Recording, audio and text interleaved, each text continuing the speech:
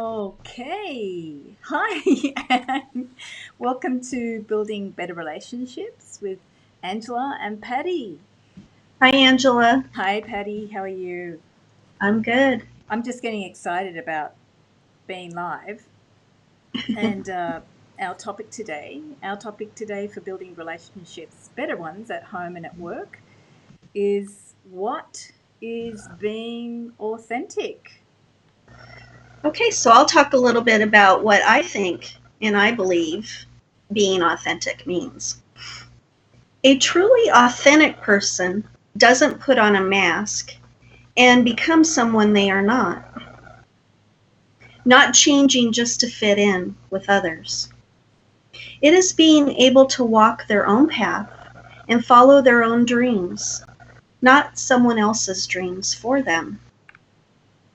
They express their true thoughts, feelings, and views without apologizing. An authentic person recognizes their faults, weaknesses, failures, and shortcomings. Being authentic is having integrity and being true to oneself and others. And that's what I think being authentic means. Thank you, Patty. And can you share about how being authentic operates for you in your coaching service? Like your logo has the butterfly. Can you talk about the logo and how does that connect to what is being authentic?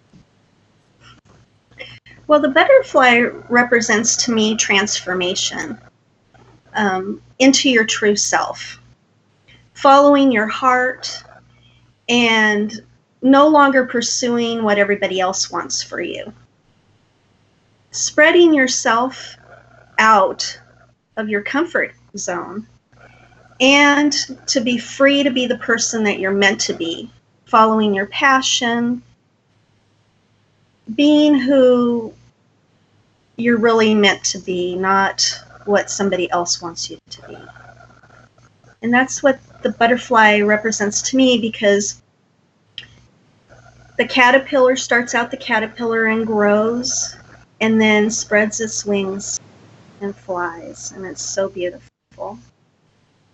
And the It's beautiful. It's beautiful to see people when they're really truly being themselves. what comes to me when you mention the caterpillar is that when the caterpillar is a caterpillar, it actually has no idea of the butterfly. It has no concept of it, image of it.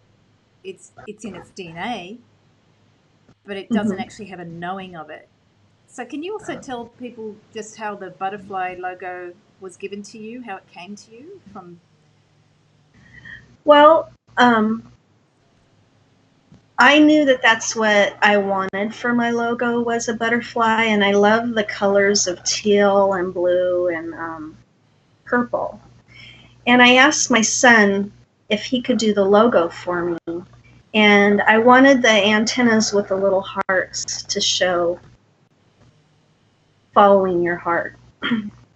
So my son actually made my logo for me. He's a graphic design artist, and he created it the way that I pictured it in my mind. But my mother also wrote a book um, about a girl who loved butterflies and how she would chase the butterflies. And I think that's me,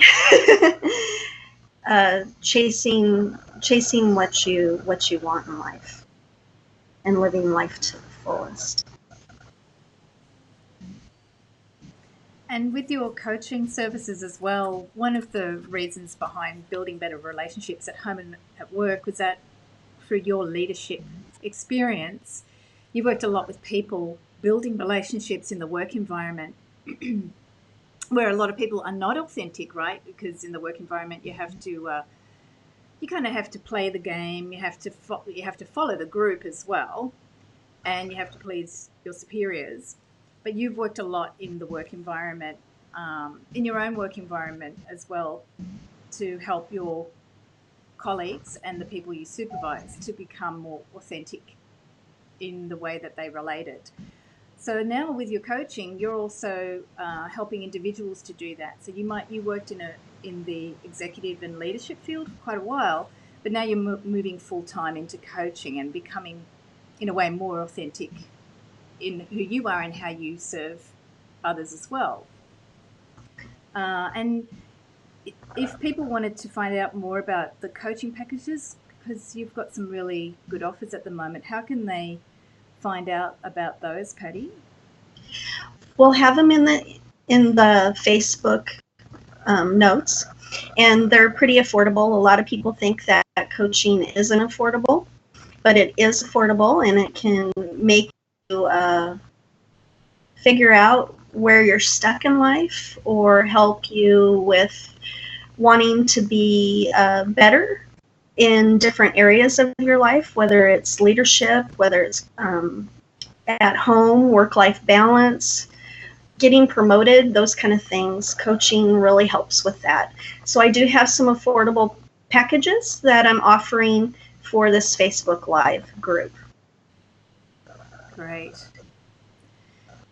So I have some noise in the background here in Australia. They're chopping down a tree, and I'm sitting here laughing, going, what's all that about? I wonder.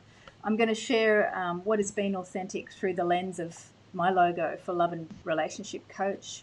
If you're watching the Facebook Live, you can see the lotus flower there in my logo. And the lotus, the way I work with authentic love and being authentic, the lotus actually represents the flowering of the heart. So this is actually the spiritual heart. And when I work with relationships, whether it's your personal relationship to yourself or love relationships with between family members or with a love partner, a lot of people come from a very mundane, I call it mundane level of love. Like, I'm angry at this person because they did this. I love this person because they do that. It's a very simple version of love. But when you work with the flowering of the heart through meditation or just deeper connection to yourself, you don't have to sit all day and meditate to connect to yourself. You can just become deeper and deeper connected to your heart through movement, through dance, through listening, through breathing and focused breathing, and also just seeking understanding of yourself and others. That is good at the best place to start, just looking to understand others in your relationships. What happens is the heart starts to flower and you get to higher forms of love. And this is what I see as the authentic self. All the other stuff in relationships where we're pointing fingers and pulling people down or trying to make people fit into a box, that's not being authentic. That's actually a very lower form of human connection. It's what I call sometimes the emotional body or the mental body. So the lotus in my logo represents that flowering of the heart, which is your actual authentic true self. It's your spiritual self coming through your personality. And it happens every day, but we often don't pay attention to it. So building better relationships with Patti and myself is bringing you more awareness to that, like how to bring that true authentic self out and to see the strategies that will support that for you. So the other pieces I wanted to share about what is being authentic in terms of love relationships. A lot of, in especially personal relationships, this is different to maybe the work environment slightly. So Patti, I want you to help us with that work environment. But in the personal relationships, what is being authentic is sharing yourself without forcing others to agree with you or validate you. So, for example, if you're in a love relationship and you're constantly seeking your partner to find you attractive or to respond in a certain way to you, that can kind of be seeking validation. So, sharing without expecting that your partner behaves in a certain way is really big in terms of being authentic. Being authentic in love relationships is also sharing without proving you're right or anyone else is wrong. You're just sharing because you're sharing. That's who I am. Being authentic is also sharing from your heart because you want to actually inspire others. Love is about, I really want to give something and share. So it has an energy to it. And especially in personal relationships, it's sharing to get that understanding. So if I don't understand someone in a relationship, a friendship, I'm sharing to say, hey, I don't understand. Can you help me understand? Can you tell me about this? So it's open questions or discovery questions to get to know each other. And then the other piece about being authentic is like sharing your emotions in a way to communicate something very clearly, such as in anger. So we're going to talk about this more a bit later. But sometimes being authentic with anger is really important because it can shift a stagnated or an unconscious energy in a relationship. And yeah, we're going to talk about emotions and anger later and how to share authentically without blowing off your friends or your workmates. And Patti, I've shared about that being authentic in personal relationships and love relationships. Can you give more examples about how that may be a little different in the work environment, considering at work where we have different outcomes or goals for the workplace? Sure. So let me give you an example of not being authentic. Say your boss comes up to you and says, "Can you stay late tonight? I need you to help me with something." And you have plans, but you decide to go ahead and say yes. And the plans were your child has a baseball game or softball game or soccer game, and you were supposed to show up there for support. And you go ahead and say okay to your boss because you want to please your boss. And you end up not pleasing your family because you're trying to please your boss. Then there's where you say yes to your boss on a project and you don't complete it because you have so many other tasks and it never gets completed. You're not being authentic because you're not telling them, I have too many priorities and I can't get it finished in the time that it needs to be finished. So to me, that's not being authentic because you're really not voicing your true self. And you're doing this because you don't want somebody else to get the project. Is that really being fair to your boss, to yourself, and to your coworkers?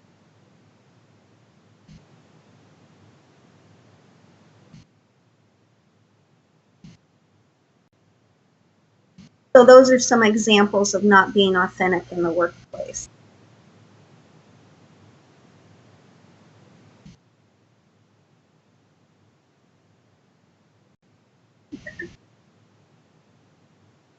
Okay. So I'm just playing with the microphone here to get that sound back up. So one of the things that you're sharing at work, we go into people pleasing mode. You're an expert at working with people pleasers. And one of the motivating factors at work, and this also happens in personal relationships, we go into people pleasing because we're more worried, or in our heads we're thinking that if I say yes to doing something that I don't want to do, this person will like me. We're more worried about somebody liking us than actually being honest. We're more concerned about saving face. So if I say no to my boss, what will the boss think of me? Or if I say no, if I take that job, I won't disappoint my boss. So we're really worried about how we look, how we come across. And that's also in personal relationships. A lot of what we do when we fear losing face, we try to cover up our true authentic self with what we think our loved one wants. And we waste a lot of energy that way.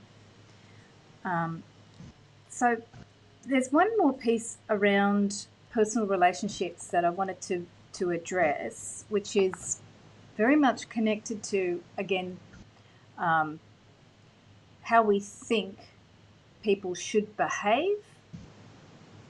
And it's one of the strategies I've noticed. Say, for example, you're worried about losing face in a personal relationship or a professional one. You end up doing sabotaging behaviors like criticizing other people instead of looking at, say, in your case example of not being authentic in the workplace or saying yes when you really don't want to say yes, or because you feel you have to say yes. What happens in personal relationships when we operate from that fear? We actually start getting angry because we're not being our authentic self, and we start blaming our parents, our loved ones, our partner, our children, grandparents, all sorts of people. We start pointing fingers because we feel like we can't be honest, or we feel like they're forcing us to play a certain role that we don't want to play. And what I've noticed a lot is that people end up claiming they're being their authentic self when they vent their disappointment. So, for example, I get a lot of clients who are dating and they're with someone who can be quite destructive or quite distant, someone who can be more physically destructive or quite distant. So they spend a lot of their energy criticizing that person rather than actually saying, if you're in the dating phase of the relationship, the real question at that point is, do I want to be with that person? Right. That's the real question in the dating phase. Do I want to be with that person? Yes or no. It's pretty, there's not really a gray area, but our emotions, because we're so invested in having people like us instead of being our true self, we're more invested in someone liking us and staying around. Or for some of us, it's actually even more sad. It's like, I just don't want to be alone. I want someone around physically. So we keep someone around who's perhaps distant, or we still engage in the texts back and forth. Or worse, someone who's actually quite mean, we'll keep them around when really it's about you. Do you want to be with this person who's mean? Yes or no? There's no grey area in that scenario. But the emotions will do that because we're so invested in people liking us versus being our authentic self. And the other piece, besides dating, is when we're in a relationship, people often complain about their spouse. And I've seen this quite a bit. They'll complain and complain and complain for many years about their spouse. It can be an ongoing issue. Rather than actually going inside and going, well, what am I upset about and what am I feeling, is the habit has become very common for people to blame, blame, blame, which actually doesn't allow your heart to go inside and connect to what am I really upset about and what is this trying to get me to go deeper into. That's what the whole point of. What is it telling me? What is it telling me? Am I looking within myself? Why is it causing that? Yeah. So the thing that I find really interesting is, how do you, when you are in a relationship, stop complaining? Because it's one of the hardest things I've noticed with clients, and get people to really connect to their heart. There is another habit that's happening on the internet recently too, about just complaining and venting about people. Yeah, have you heard about ranting? I Social media rant? haven't heard about it, Patti, but can you explain what that is? Because I'm a bit not up to date with those things. I guess it's people that are upset about something or don't like something, and they get on the camera, Facebook Live or Instagram or one of the other social media, and they start to rant about what they don't like. Okay. And what's the purpose of the rant? Yeah, that's a good question.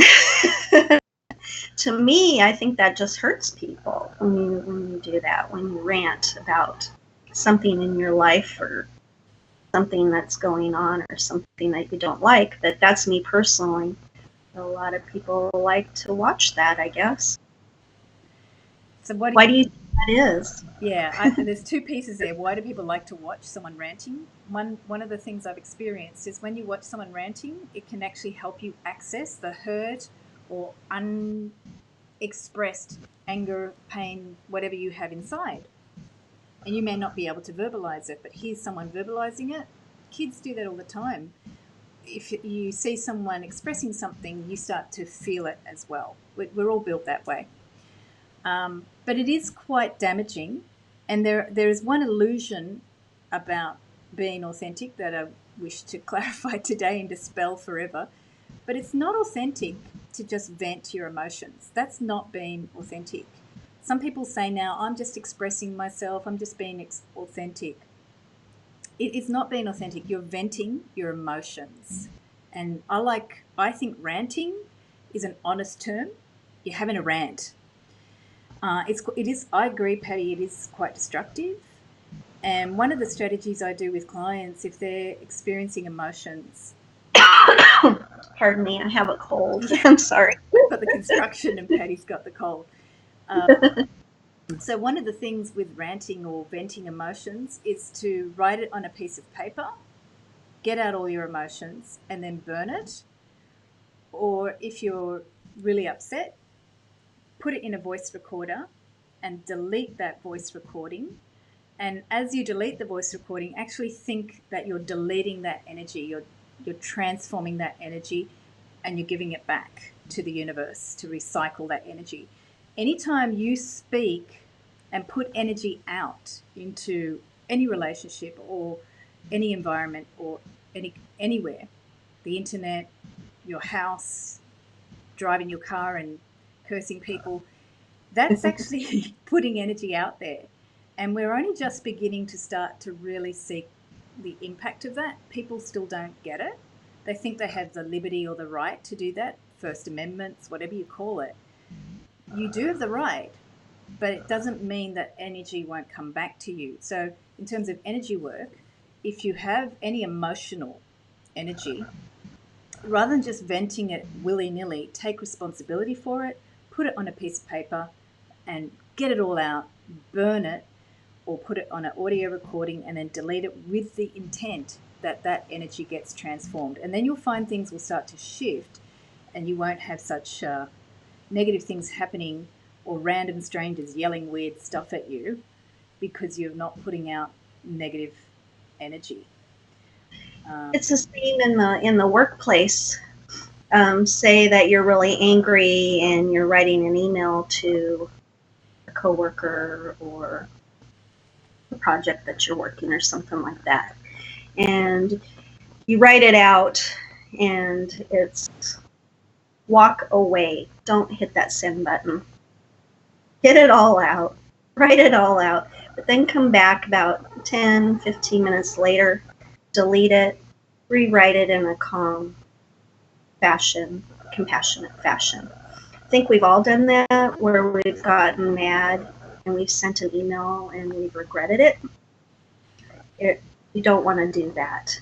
Also, always journaling is a great way to get out emotion. So I really recommend in the workplace that you have a journal where you lock it up, but somewhere where you can get out some of your emotion that you're feeling, because especially if you're a very passionate person and you're very driven, you have a lot of emotion towards your job. So I really recommend that you have a journal, and don't send an email that you're going to pay for later, because it will come back to you, like Angela said. And we've all seen that happen. Unfortunately, we learned the hard way. So really, really think about what you're writing and the intent that is behind that. Yes, the emails we wish we never sent. That's amazing. Yes. So we would really appreciate your feedback on what we've shared about the ranting, the venting on social media. Our next podcast on Facebook Live is going to be about technology and relationships. I'm going to talk about how technology impacts the actual physical body and intimacy, how to feel, and we'll talk also about anything that you have to share about how technology has impacted your relationships at work or home. And if you have any feedback on what we've shared, please comment or contact us and let us know. We'd love to hear. And so, Patti, can you just share about what you're offering for the viewers of the podcast or the Facebook Live or the listeners? Yes, I have some affordable coaching packages, um, three different types. You can email me at Patti at coachingforinspirationwithpatti.com if you're interested, and put in the subject line that you're interested in the coaching packages and that you've been listening to Building Better Relationships with Angela and Patti. Great. Thanks, Patti. And for those of you in Sydney this month of February for Valentine's, I'm doing a special meditation for love with Diksha. And Diksha is a healing energy that's been known to literally help the heart flower very quickly to heal old blockages that might be caused by past relationships, family relationships, ancestors. And it's even allowed people to call in the love of their life because some of that energy is being cleared. So check out the link in the description for the meditation in Sydney, or join my newsletter as well so you can find out about my online programs. So that's what we have to share today for being what is being authentic, and looking forward to people commenting or letting us know more. Yeah, the big question is what do you think is being authentic? Exactly. Because the more we share, actually, the more we build a bigger picture. So thank you, everyone, for joining. And thank you, Patti. Thank you, Angela.